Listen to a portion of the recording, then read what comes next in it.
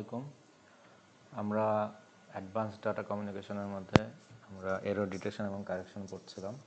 তো আমরা এখন যেটা দেখতে যাচ্ছি সেটা হচ্ছে minimum Hamming distance for error detection and correction. তো এই বিষয়টা কি? এটা হচ্ছে ধরেন আমার একটা ডাটা ওয়ার্ডের ভিতরে আমার একটা কোড ওয়ার্ডের ভিতরে আমি এস সংখ্যক এরর ডিটেক্ট করতে চাই। তাহলে আমার মিনিমাম হ্যামিং ডিস্টেন্সটা ওই কোডিং স্কিমে মিনিমাম হ্যামিং ডিস্টেন্স হতে হবে s+1। ঠিক আছে, আমি একটু উদাহরণ দিই। যেমন আমি একটু আগে দেখেছিলাম, মনে করেন আমার কোডিং স্কিমে আমি একটা এরর ডিটেক্ট করতে চাই, তাহলে আমার ওইটার হ্যামিং ডিস্টেন্স হতে হবে 1+1 মানে 2। আমি দুইটা এরর ডিটেক্ট করতে চাই, ওটার Hamming distance minimum Hamming distance হতে হবে 2 + 1 = 3। অর্থাৎ আমি যে কয় সংখ্যক বিটের এরর ডিটেক্ট করতে চাই তার থেকে আমার যে ব্লক কোডিং স্কিম তার থেকে ডি মিনিমাম ইকুয়াল টু হবে s+1, মানে সে তার থেকে একটা বেশি হবে ডি মিনিমাম। ঠিক আছে, তা আমরা যে জিওমেট্রিক্যালি বোঝার চেষ্টা করি। ধরেন আমার একটা কোডিং স্কিম আছে, হ্যাঁ, এই কোডিং স্কিমের ভিতরে এই এক্স হচ্ছে আমার একটা ভ্যালিড কোড ওয়ার্ড। ঠিক আছে, এই এক্সটার চারপাশে যদি আমি একটা সেন্টার অফ সার্কেল আঁকি এবং আমি চাচ্ছি সর্বোচ্চ আমার কোডিং স্কিমটা এস সংখ্যক এরর সে ডিটেক্ট করতে পারবে। ঠিক আছে, তাহলে এস সংখ্যক এরর যদি ডিটেক্ট করতে পারে তাহলে আমার এই সার্কেলের ভিতরে যতগুলা কোড ওয়ার্ড আছে সবগুলো হচ্ছে ইনভ্যালিড। এই সার্কেলের বাইরেগুলো ভ্যালিড, কারণ এস সংখ্যক এরর মানে এসটা কি, এসটা হচ্ছে আমার এরর আছে, তাই তো। এস সংখ্যক এরর যদি থাকে তার মানে এই সার্কেলের ভিতরে যে কয়টা কোড ওয়ার্ড আছে সেগুলো হচ্ছে এরর যুক্ত কোড ওয়ার্ড।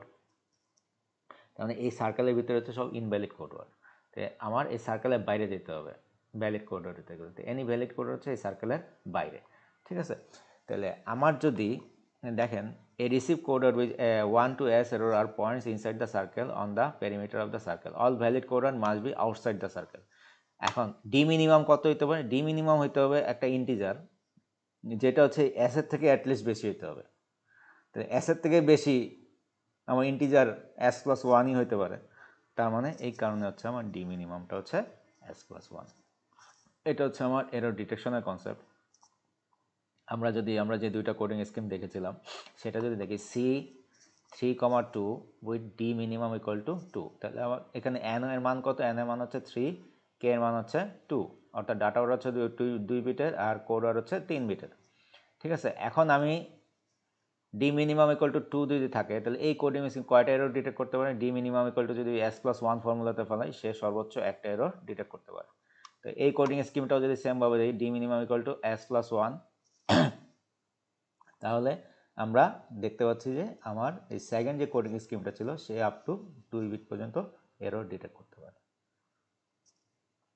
এখন এরর কারেকশনের মেথড। আচ্ছা, এরর কারেকশনের মেথডটা একটু ট্রিকি। আমরা দেখেছিলাম যে আমার একটা সিঙ্গেল বিট এরর থাকলে সে ডিটেক্ট করতে পারতো, 2 বিট এরর থাকলে সে ডিটেক্ট করতে পারতো না। ইন জেনারেল আমরা ধরে নেই, হ্যাঁ যেটা বলতেছিলাম, এখন মনে করেন আমার এটা হচ্ছে একটা টেরিটরি, এক্স এবং ওয়াই হচ্ছে দুইটা ভ্যালিড কোড ওয়ার্ড। ঠিক আছে, ওই যে আমি যে একটু আগে আগে যেটা দেখেছিলাম যে আমার একটা বিট এরর হইলে আমার ইনভ্যালিড হয়। ঠিক আছে, ওইটার ভিতরে আরেকটা বিট এরর হলে সেটা আবার ভ্যালিড হয়ে যায়। তার মানে জিনিসটা কি? জিনিসটা হচ্ছে আমার সিঙ্গেল বিট ডাবল হইলে সেটা আবার ভ্যালিড হয়ে যাচ্ছে। তাহলে আমার দুইটা ভ্যালিড কোড ওয়ার্ড আমি চিন্তা করি, এটা হচ্ছে এক্স হচ্ছে আমার ভ্যালিড কোড ওয়ার্ড এবং ওয়াই হচ্ছে আমার আরেকটা ভ্যালিড কোড ওয়ার্ড। ঠিক আছে, এখন দুই ভ্যালিড কোডের ভিতরে আমি টি সংখ্যক এরর ডিটেক্ট করতে যাচ্ছি। তাহলে টি সংখ্যক এরর আমার এটার ভিতরেও থাকতে পারবে না, এটার ভিতরেও থাকতে পারবে না। তাহলে আমার এই পুরাটাকে আমি একটা টেরিটরি ধরলাম, এই পুরাটাকে একটা টেরিটরি ধরলাম। তো এই টেরিটরির ভিতরে হচ্ছে আমার ইনভ্যালিড কোড ওয়ার্ডগুলো, এই টেরিটরির ভিতরেও ইনভ্যালিড কোড ওয়ার্ড, রাইট? তার মানে এই দুইটা টেরিটরির বাইরে হচ্ছে আমার ভ্যালিড কোড ওয়ার্ড। তাহলে আমি যদি এক্স এবং ওয়াই এর মধ্যে আমার ডি মিনিমামটা চিন্তা করি, ডি মিনিমামটা কথা, ডি মিনিমাম হচ্ছে এক্স এবং ওয়াই এর ভিতরে যে মিনিমাম হ্যামিং ডিস্টেন্স সেটাই তো। এখন এই দুইটা ডি মিনিমাম হবে টি প্লাস টি এর থেকে বেশি। তো তার এর থেকে বেশি যে কোনো একটা ইন্টিজার সংখ্যা যদি আমি ধরি তাহলে কত হবে 2t + 1।